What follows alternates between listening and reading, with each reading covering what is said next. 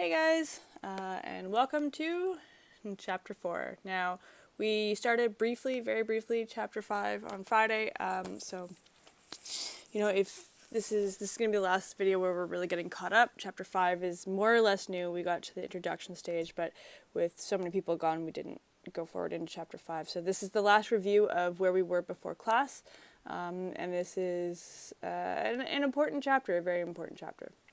So, without any more rambling, let's get into this. We're starting Chapter 4 of Dr. Jekyll and Mr. Hyde. This one is the Carew murder case. Alright, so first and foremost, this picture I took straight from the internet, so thank you for those public images. We have right here a police officer, right? Something is happening. We know he's a police officer because of the helmet that he's wearing. He's holding this thing in his hand. Some people thought it was a spray can of some kind. Keep in mind this is Victorian England, so this would be a kind of flashlight, kind of shining down. Now, because this is a free one, it's not the exact photo.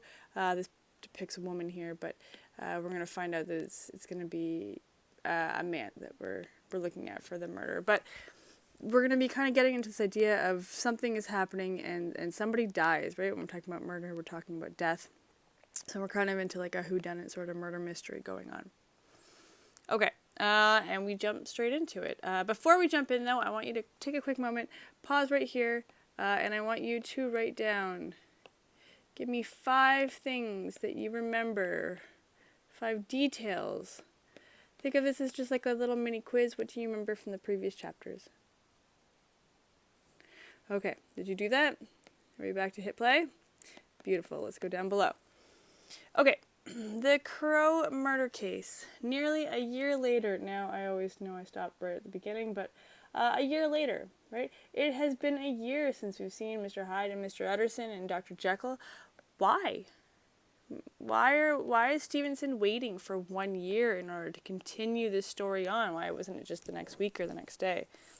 What does this tell us about Mr. Hyde and his ability to repress or to hide his own feelings?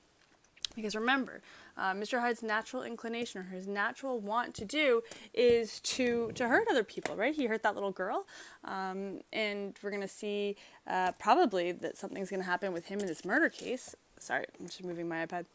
That something's happening with him in this murder case. So, I mean, what does it say with his ability to repress his feelings or to repress his natural want or urges? Maybe that he can. Maybe he has some sort of ability to repress what his natural want is to do, right? But a year later, so he's able to do it for a little bit, but eventually, your true person or your true self is going to come out, and that's going to have some sort of effect in one way or another, depending on what kind of person you are. So, nearly a year later, in the month of October 18th, London was startled by a crime of singular ferocity and rendered all the more notable by the high position of the victim. The high position. Think about who might be in a high position in our world, right? A high position could be something like a police officer would hold a very high position. A high position could be like somebody in the government. It could be somebody who is the owner of a bank, right? These are all people who will hold a high position in society, especially back in Victorian time. Government, high position would mostly be somebody who has a lot of money, and that's what they mean by high position here. So, ferocity, it was ferocious. It was violent, right? And who do we know who was violent? Mr. Hyde. Okay, so there is a death somewhere, a crime of singular ferocity. Okay, starting right here. The details were few and startling. A maidservant living alone in a house not far from the river had gone upstairs to bed about 11. So it's being told again through the eyes of somebody else. This is being told through the eyes of a maid. Why do you think Stevenson has it that Mr. Utterson never actually sees the violence of Mr. Hyde? Because again, we're getting an eyewitness account.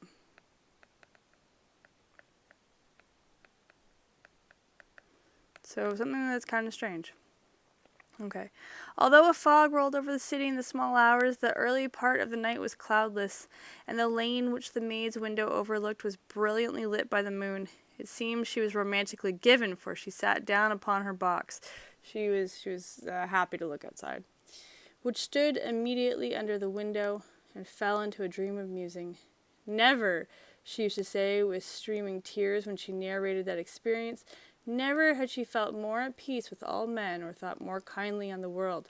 Okay, so she believes in the goodness of all people at this time, which is just going to be put in stark contrast. Again, we have contrast through this whole novel or novella, with stark contrast with what she's about to see.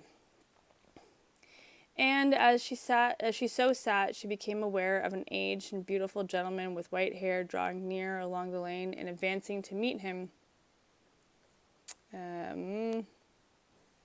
Another very small gentleman. Okay, let's go back up here because I did want to talk about this idea of the fact that it's foggy out.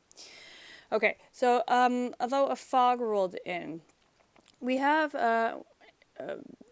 imagery of a fog. We have the symbolism of something about fog, right? We've been talking about these symbols and symbolism, and so it's an image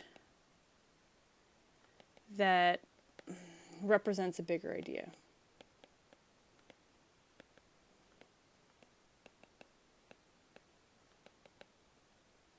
Okay, so think about when it's foggy outside. So when it's foggy, and especially out here in St. John, right, we get a lot of fog. So when it's foggy, right, there's all this fog out. There might be fog might break a little bit. You might see part of a building, right? That's my building. And then you might see part of a person.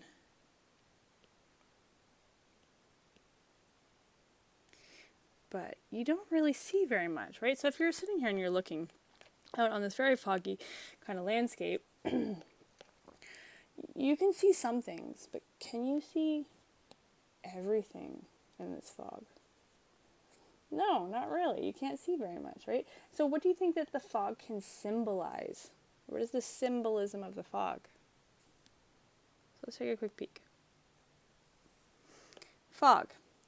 In stories and in art, fog and mist symbolize a variety of things. So it can mean more than one thing.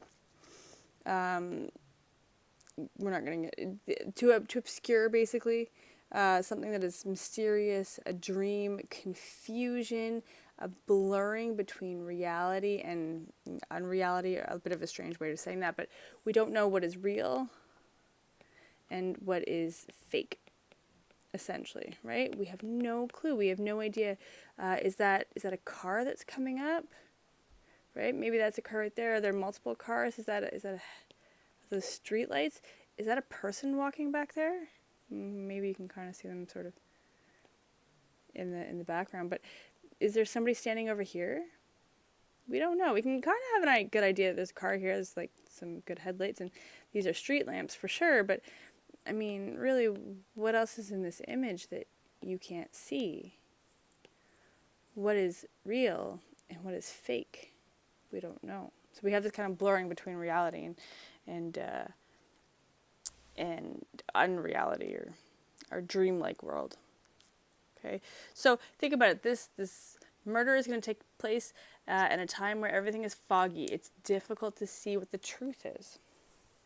Okay, so she saw one man and another walking towards a very small gentleman, to whom at first she paid less attention. When they had come within speech, which was just under the maid's eyes, okay, so she's watching in this house.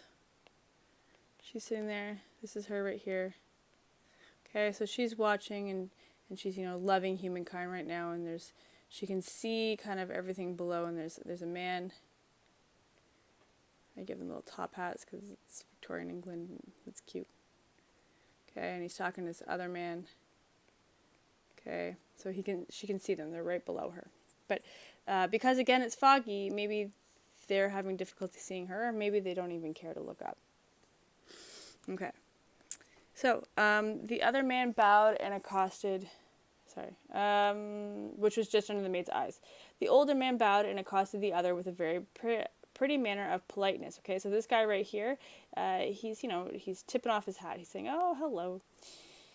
It did not seem as if the subject of his address were of great importance. Indeed, from his pointing, it seemed sometimes appeared as if he were only inquiring his way. So he's like, you know what, where is the closest pizza place? I'm kind of hungry. And that's what he's asking.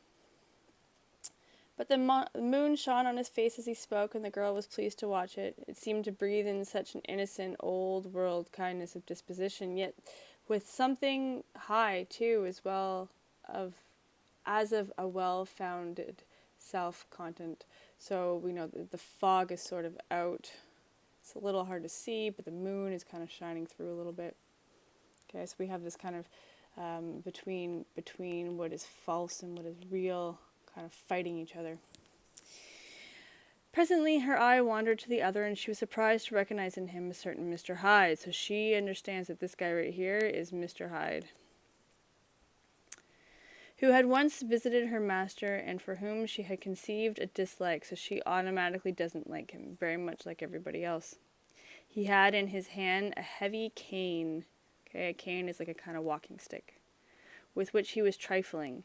But he answered never a word and seemed to listen with an ill-contained impatience. And then, all of a sudden, he broke out in a great flame of anger, stamping with his foot, brandishing his cane, and carrying on, as the maid described it, like a madman. Okay, again, we always get these pictures of, like, animal, crazy, angry, mad from this one character. Okay, so Mr. Hyde suddenly gets very angry, and he goes, "Pizza? You want to know about pizza?" And the guy's like, "Yeah, I'm hungry. I just want some pizza." And he's like, "I will tell you about pizza."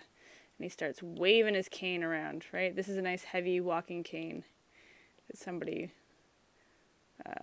would have gifted or would have spent a great deal of money. That's Hyde right there.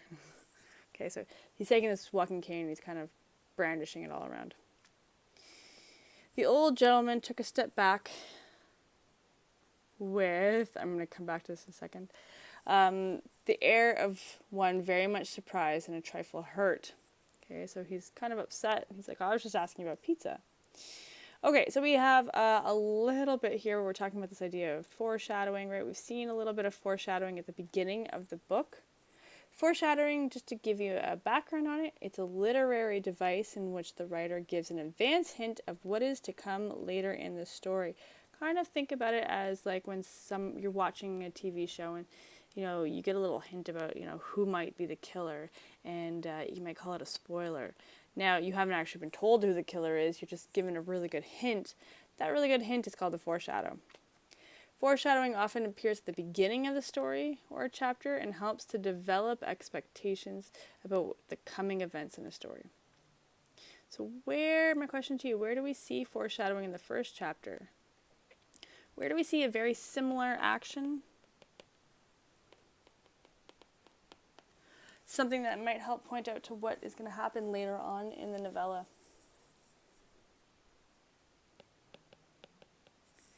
If you said it was with the little girl, I'm going to give her glasses, I don't know why.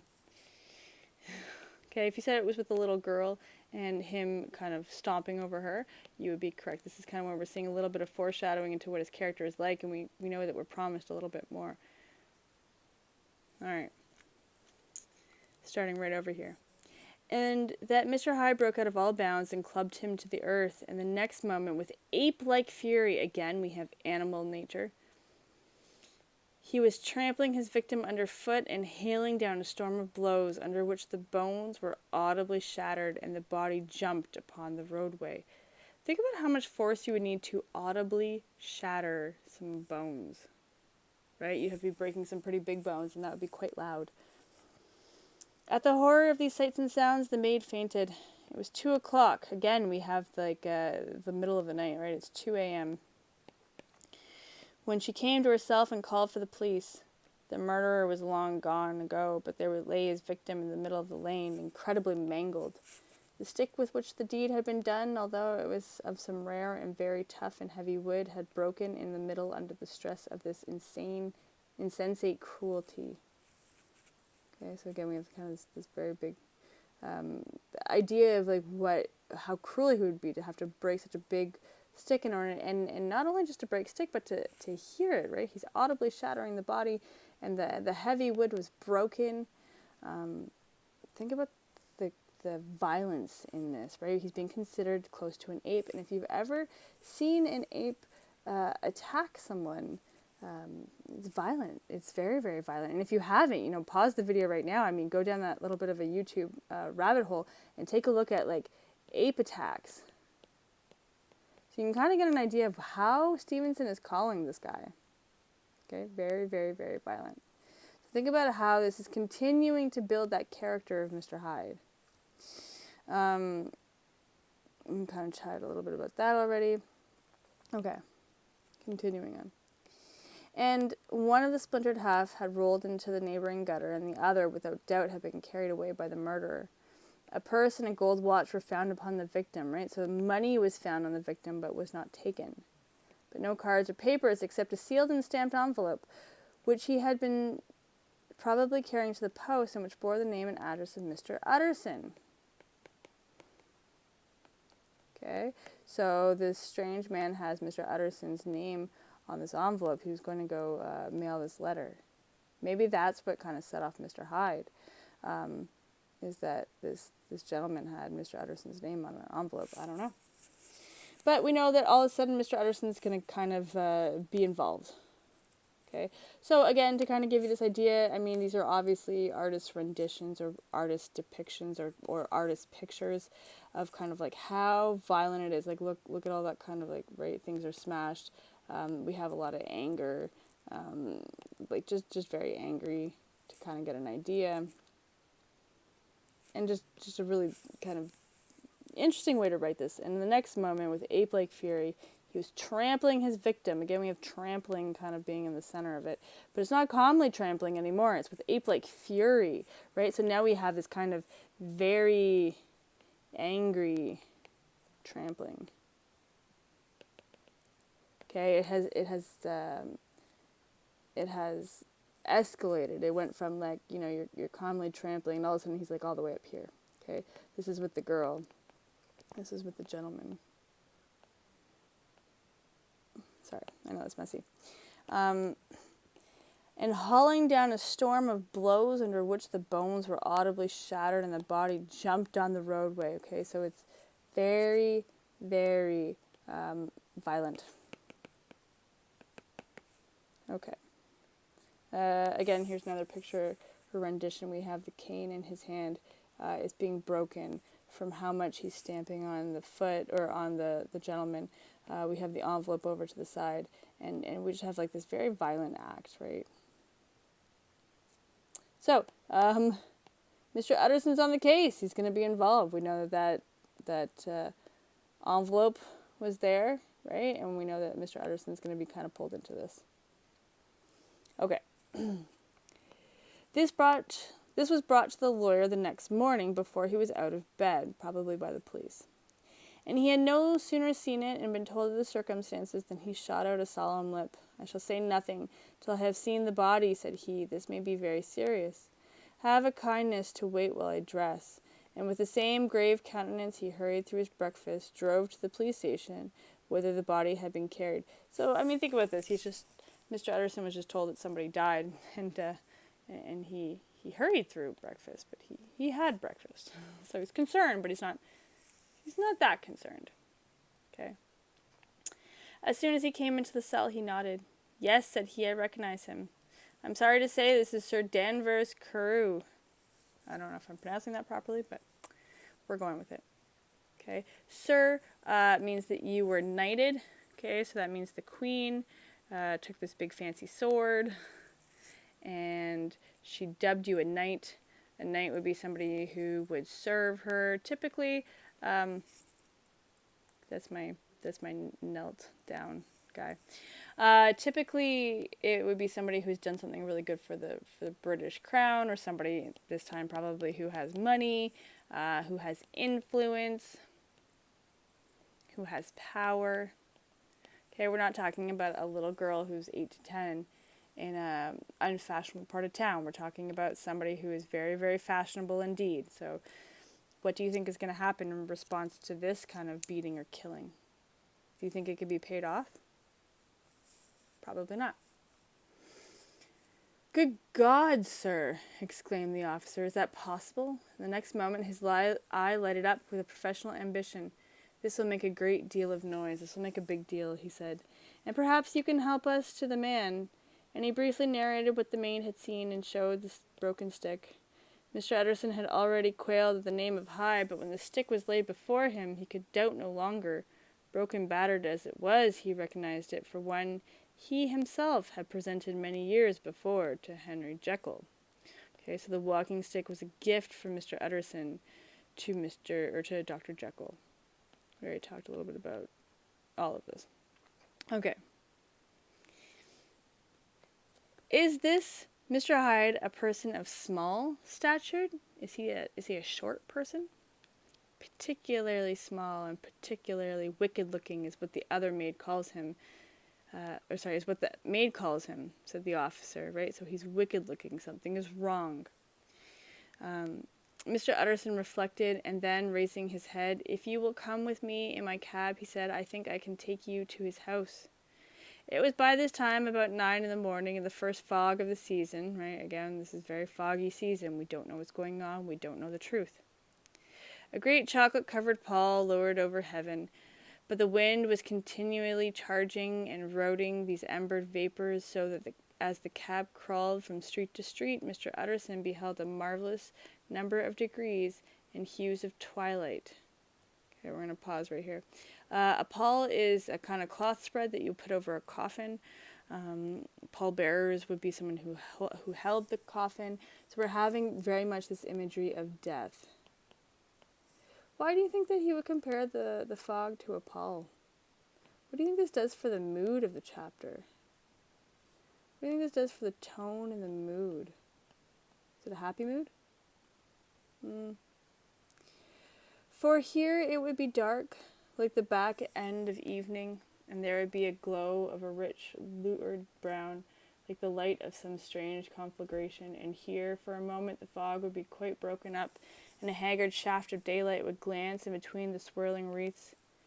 The dismal quarter of Soho, this is where we are in London, seen under these changing glimpses, with its muddy ways and slatternly passengers, and its lamps, which had never been extinguished or had been kindled afresh to combat this mournful reinvasion of darkness, seemed, in the lawyer's eyes, like a district of some city in a nightmare. So it's just very gloomy and dark, and death has come around. The thoughts of his mind, besides, were of the gloomiest dye, and when he had glanced at the companion of his drive, he was conscious of some touch of that terror of the law and the law's officers, which may at times assail the most honest. How, seeing an officer maybe makes people a little bit nervous, and even those who are really honest get really nervous. As the cab drew up before the address indicated, the fog lifted a little and showed him a dingy street, so we're seeing some of the truth come out. A gin palace, a low French eating house, a shop for the retail of penny numbers and 2-penny salads. So like a up-and-coming neighborhood. Many ragged children huddled in the doorways, and many women of different nationalities passing out. So maybe not the greatest neighborhood. Key in hand to have a morning glass, and the next moment the fog settled down again on that part, as the brown as umber, and cut him off from his black, guardedly surroundings. So we have, like the fog lifts for a little bit, but then it settles back in. It's still unclear. This was the home of Henry Jekyll's favorite, of a man who was the heir to £250,000 sterling. Okay, so I tried to show this a little bit over here. Now I made a mistake. I did £500,000 pounds. I wasn't quite sure sterling to pounds. This is just a rough estimate that he would be inheriting about 80 some odd million.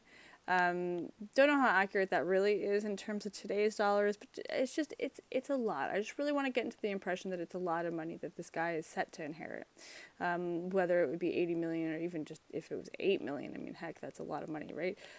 So kind of keep that in mind. I try to do a bit of a comparison, but I muddled that up a bit. Okay, we're about to meet Mr. Hyde's caretaker, and I really want you guys to kind of think about the differences between Mr. Hyde's caretaker and Jekyll. Jekyll's butler, Poole. An ivory-faced and silvery-haired woman opened the door. She had an evil face smoothed by hypocrisy, right? She is someone who she is deceitful. She is hypocritical. She says one thing and then she'll do the next, right? So we can't trust her. Can we trust Poole on the whole? Has he been doing good things? Let's keep it in mind. But her manners were excellent. Yes, she said this was Mr. Hyde's, but he was not at home. He had been in that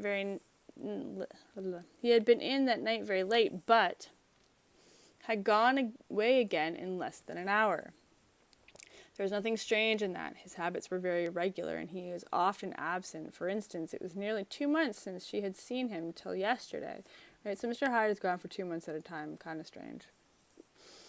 Very well, then. We wish to see his room, said the lawyer, and when the woman began to declare it was impossible, I had better tell you who this person is, he added. This is Inspector Newcomen of Scotland Yard. This is the police. A flash of odious joy appeared upon the woman's face. She's excited, right? She is kind of getting glee out of this idea that the police are there. Take a moment to think about why, and think about how this is very different from Poole, right? From Dr. Jekyll's butler. Does he have emotions? Have we seen a lot of emotions out of him yet? Right? Because Poole would be a very Victorian butler. But Mr. Hyde's caretaker is a little bit different.